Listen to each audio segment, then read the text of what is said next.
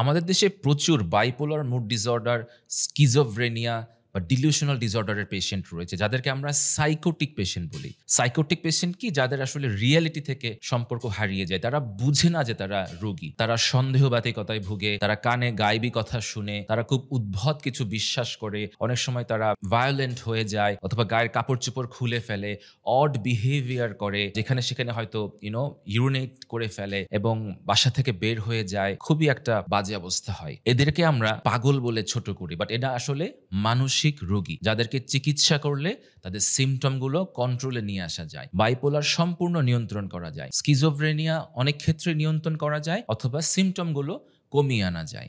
আমরা যদি এই রোগের চিকিৎসাগুলো দ্রুত করি, আমরা দেরি না করি, বাসায় বসিয়ে না রাখি, তাহলে রোগগুলো সেরে যেতে বা কন্ট্রোলে আসতে সহায়তা করে। আপনাদের যদি পরিবারে বা আশেপাশে কেউ থাকে যিনি বাইপোলার, স্কিজোফ্রেনিয়াতে ভুগছে বা যেকোনো সাইকোসিসে ভুগছে, অহেতুক সন্দেহ করছে, অহেতুক অনেক কথা বিলিভ করছে, আপনারা দ্রুত লাইফস্প্রিং এ নিয়ে আসুন। লাইফস্প্রিং এর ৪ টি ব্রাঞ্চ পান্থপথ, উত্তরা, বনানী, চিটাগাং আপনি নিয়ে আসুন।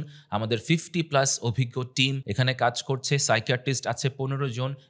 এই রোগগুলোতে ১ম এ সাইকিয়াট্রিস্ট দেখলেই ভালো হয়। ওষুধ দিয়ে একটু কাম করতে হয়। পরবর্তীতে হয়তো কাউন্সেলিং দিলে আরো ভালো হয়। কিন্তু আপনারা এই রোগগুলোতে যারা ভুগছেন তারা দেরি করবেন না। আমি আবারও বলি, যদি অতিরিক্ত সন্দেহবাতি কথা, কোনো অড বিহেভিয়ার, কানে গায়েবী কথা অথবা কোনো ভায়োলেন্ট বিহেভিয়ার যদি আপনার রোগী করে থাকে, কোনো পরিচিত মানুষ করে থাকে, দ্রুত লাইফস্প্রিং এর ব্রাঞ্চে নিয়ে আসুন।